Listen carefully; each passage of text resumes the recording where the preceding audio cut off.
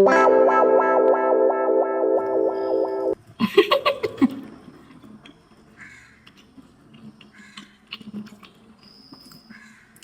Thrikkarthika.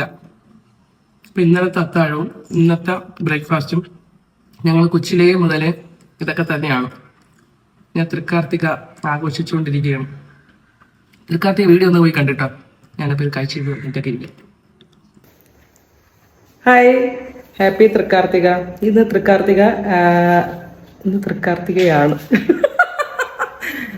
Hi, happy Thrikarthika. ഇന്ന് തൃക്കാർത്തിക.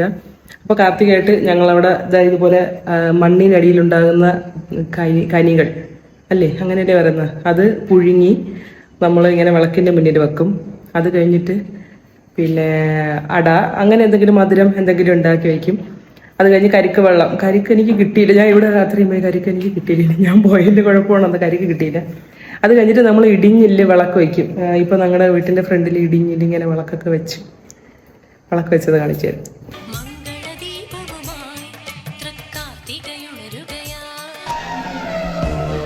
ജോസിനെ വിളിച്ചു വരുത്തി ഒരു നേരത്തെ ആഹാരം കൊടുക്കണമെന്ന് ഒരുപാട് നാളുണ്ട് ആഗ്രഹിക്കുന്നത്. പക്ഷെ ഇന്നാ നടന്നത്.